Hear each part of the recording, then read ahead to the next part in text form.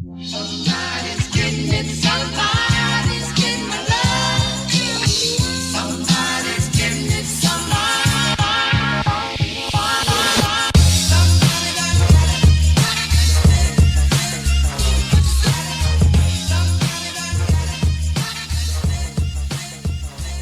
There's nothing wrong with you. There's nothing wrong with us. It's all the circumstances. What happens to us is what we're reacting to. And that's normal. It's human, isn't it? So relax. A nice element to the day, if you ask me, no matter what time of day. I mean, we know good times don't last forever, right? And that is a bit of a bummer, let's face it. But the good news is that bad things don't last forever either. Yeah? So, hello, Anne Spencer here, and welcome to the second episode of my Wellbeing channel for those who are new, the new people. And I hope a few of you have returned from the previous episode as well. Return to me, la-da-dee. Sorry, I went off track. A little bit of Dean Martin there, keep slipping in. Well, I did say it's a second episode. It doesn't quite follow from the first one, as I have said I was going to introduce you to different presence in life, which is really interesting.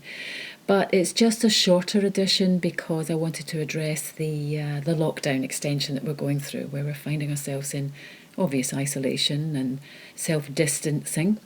And obviously the worry amongst us sort of becomes more and more as we start sort of focusing too much on that, you know, the severity of that isolation, for some more than others, obviously.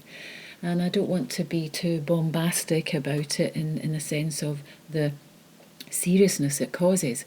But I know I would like to connect us a little bit more, to support us a little bit more, and me, as a parallel, towards good solid change in our lives and using it a little bit more positively. It's strange though, isn't it? I think. Through all this social distancing, ironically, I feel we're becoming more connected. The further we stand apart, the closer we are. Like that. But I think it's all because we, at least I do, we realise that we are all in the same circumstances, you know. Like it is, you know, at Christmas time, it's global, apart from some countries. But we're all in this together, basically. And it's a vulnerability as well amongst us all, and we all realise that. So out of the concern that we have individually, I think that's we're connecting. And I can feel it. I don't know about you. It's like an energy, a network of energy that flows through us all. You know, a lot of people talk about that, the grey people out there, they talk of this energy. And, you know, I believe it because sometimes I feel it. I really do feel it. I feel something.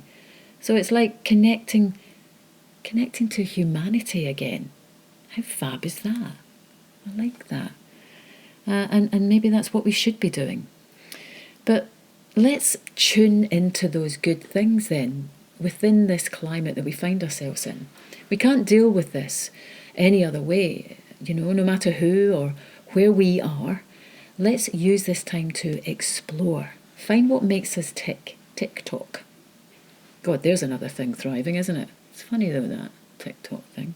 Anyway, I'm isolated with my mum, who's 84, and my son, 23, my little Jack Russell, Odie, who does get out for his walk. And we all meet periodically in the lounge area and then sort of, you know, move ourselves away from one another, a little bit distancing there. And believe you me, it's not a massive house. But we have a laugh and we're all in it together. And lucky we've got a little garden, so, you know, we go out there and we lounge about. And to turn our thoughts around from anything that's causing us anxiety or worry, well, may I just compare a little bit to the lion in The Wizard of Oz. Remember, he searched so long to find that courage, the courage that he eventually found, didn't he? No, he didn't find it. It was always there. That was the moral, wasn't it? So what I'm saying is, dig deep. Dig deep, because it's flipping in there. It's all in there. We're born with presence and confidence and self-belief. We need that to survive. Whatever happens through our lives, things knock us down and keep chipping away, and then we lose that. But we want to tap back into that, connect to your good feelings. It's all in there, and I know it is. In the last episode, I did say it was similar to stepping into someone else's shoes, but I guess I was making that comparison, as I do, to acting, because I was engaging in acting in a course that I was doing, and finding that presence on stage is what I had to do. And I was doing that regularly, and that did take me into like 4 years, really. So it couldn't help come into my normal day life.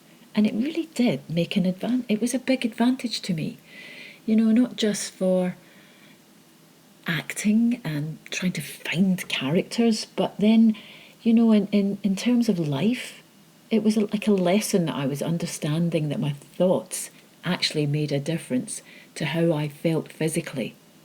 That's bloody amazing. I found that bloody amazing. And with all the credulity, good word that, and curiosity that I had for performance, how impactful, if you like, my thoughts were on my physical feelings.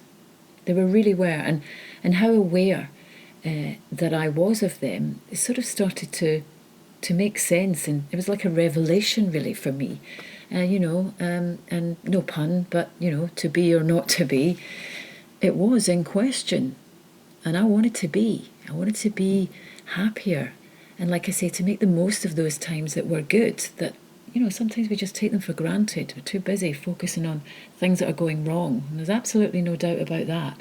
And I've made those, if you want to call it a mistake, or I've made that lesson, and which is why I'm compelled, and here I am with you. May I say it's a journey? Maybe I'll, piss some people off when they talk about journeys, your life as a journey. But really, to be honest, I don't care, because I believe it is a journey. If you go back 10 years, 20 years, even 5, you're different from what you thought then. Your feelings in life are different. So how can that not be a journey? You're going from A to B to C. It's a process, yeah? So those things change. You change throughout your life. And it's unfortunate, perhaps, that we have to sort of wait for maybe the lowest level to sort of feel at our lowest ebb to maybe start to see more possibilities, because we have to see the possibilities, Yes, sometimes a crisis has to happen for us to change. But really, when we're not attached to what people think, we are much more passionate and enthusiastic about our lives. Really are. I mean, certainly I became more uninhibited on stage, I wasn't embarrassed. In fact, if I was more vulnerable, it kind of worked better for me that way. So that kind of inspired me and changed me. And people around you will either engage with you that way and be inspired, or maybe sometimes will maybe sort of break away from your life. I don't mean that in a bad way, you won't lose all your friends. But we have to open ourselves up to a lot more freer thought, individual. And then you start to peel off different habits that maybe aren't serving you. You start to feel that when you're around certain people as well, people that you can be influenced or inspired by, and vice versa. It's finding ways to replace any of those worrying thoughts, though, bottom line, for the situations we find ourselves in now, and replace them with something new that's distracting. Creating, taking this time, really, a new hobby or an interest, ideal time to do it. I can't stress the importance of that, but unique to you, and immerse yourself in that. Sometimes we're not really sure what really ticks our box, but find it, and then when you get that passion, that will be your purpose. The minute you have that, amazing things happen. Just the feeling, as strange as life is, it's like priming yourself for the future. But priming yourself for the future by staying present only in today. Yeah, a bit of a paradox. Yep, that's for sure. Loads of paradoxes, by the way. I've come to find that. But in today's situation, focusing on one day at a time is the only way to do it. And we are together. And if you're listening to this, then you know that we are together, because you've been wanting to listen to someone, as I do. And it's your own individual thoughts that can really move you forward and build stronger and physical strength. an ultimate, well, did we talk about well-being? Yes. And that's a resource, an individual resource. And all these resources that you're going to have, my God. I don't want to get too serious, because we can get bombarded then, with the extreme situations we find ourselves in. We're faced with enough. So, try and lighten it, lighten your life.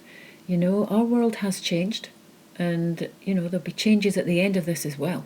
So it's important then to take these times now that you'd look back and say, well, I used that. And this is where I'm standing now. Fabulous. But it's a perspective, and changes in the world will alter our perspective. It must do. Could that be a good thing? I ask myself, could that be a good thing? Well, or could you make it a good thing? That's it, Our belief system, a personal belief system of all the habits that we've had, looking back, if you reflect on that, those habits may or may not have been serving us, but they're repetitive down the line. Certainly change is sometimes a very frightening thing to have because, when we're doing things that are, all sort of repetitive, it's kind of a security that brings us as a human being, that little security of repetition. That's why when we go on holiday, I'm sure of it, we do different things and we're like, oh, how refreshing is that? I have changed a habit. You can continue to have that and you will benefit from that. Unbeknown to you, this is quite a liberating thing, to make new choices, because that's new experiences. Refresh your life. I love the sound of that. Yeah, I like that. Letting go, yeah, scary as it might be, and it is, because I said, new experiences, change and all the rest of it, it opens up a whole new world. It really is. That is a song, isn't it? Yeah, and that just popped in there, sorry. I'm really into the music at the moment. There's another thing that's really good for you. Listen to some nice tunes, yeah. But even before this isolation, going on a serious note here, this is all serious though. Isolation and social distancing, yeah. But before all that, it was actually said, a scientific fact, 70% of the time people live in stress. 70%! Oh, it's ridiculous. It's not. We owe it to ourselves surely to change that, even during, or more so even, under these times that we find ourselves in.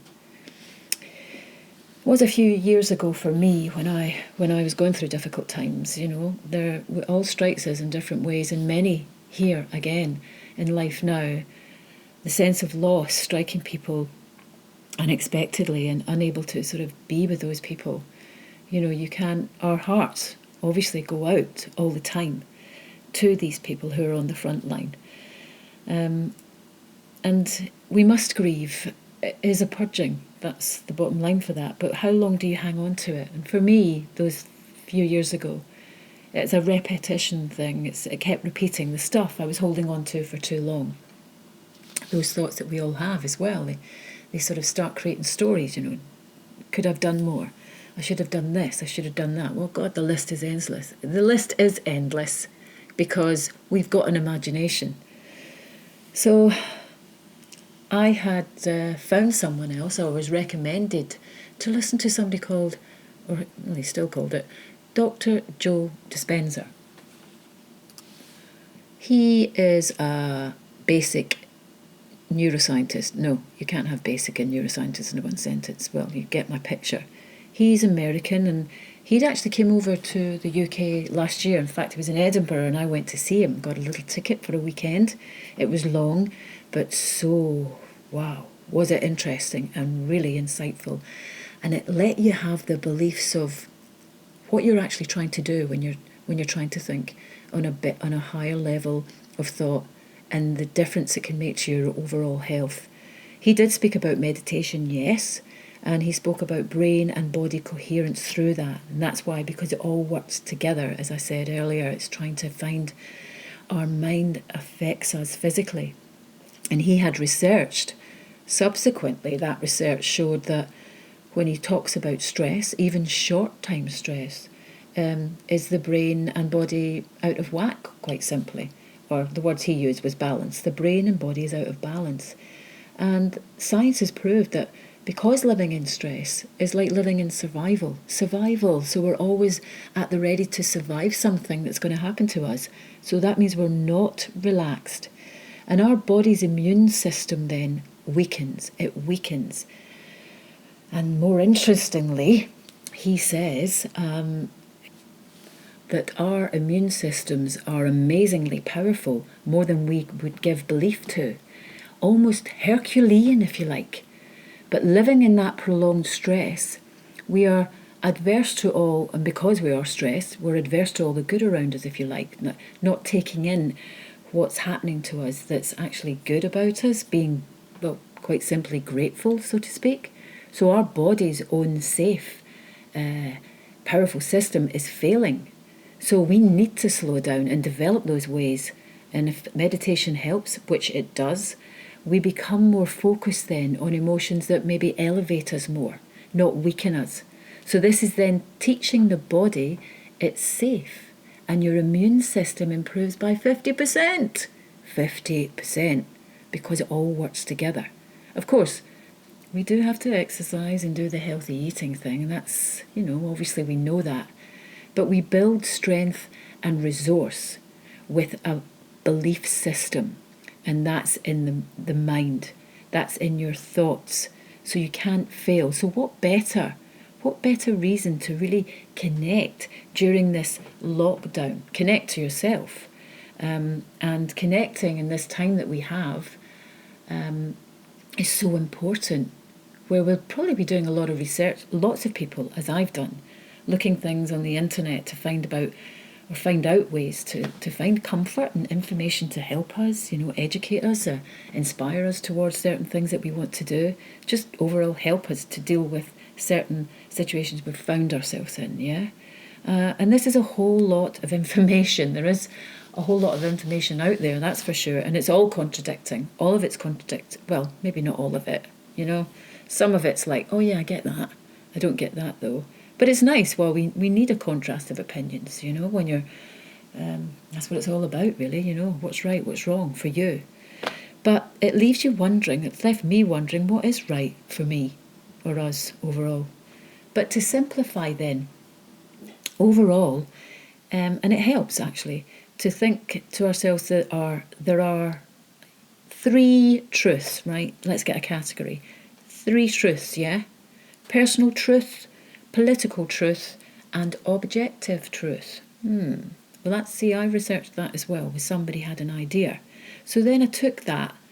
If, for example, like science, that's objective, right? That's a truth. Science is a truth because it has been proven, whether you believe it or not, it's a proof and it's a fact.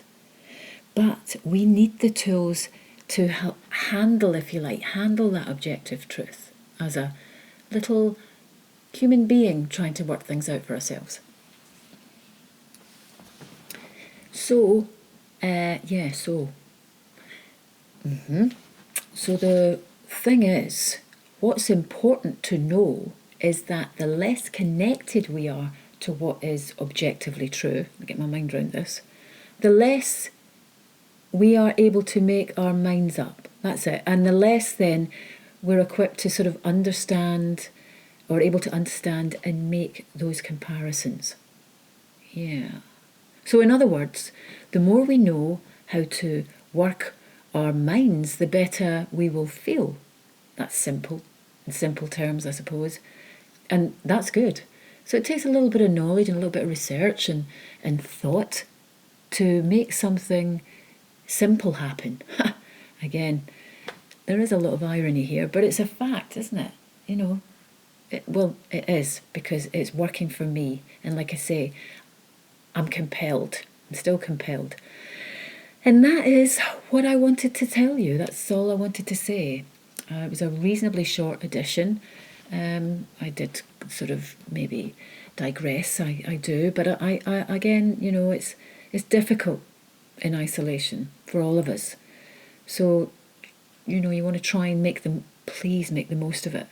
And I'm going to be looking at other ways and follow that little meditation that we have to do. Exercising and air, as much as social distancing will allow. And it happens, things happen to us all the time, good and bad, you know. Make the most of that good. But like I say, you know, the bad doesn't last forever as well, and it's about how we deal with it. Please don't ever forget that, to recognise that. And I did say previously that I was going to introduce you to Patsy Rodenberg, well, at least the theories of her to help with that energy and three energies that they find in life and presence in life. It's really helpful and interesting. But I'll do that the next time. But now I'm actually going to be trying my hand at the old James Martin mac and cheese. So maybe, or hopefully, if you join me the next time, I'll let you know how that goes. But also, you know, I want you to try and just get your mind round some of the things that I've said, if any of that made sense for you, and come back with me. Please give me one thumbs up, will do.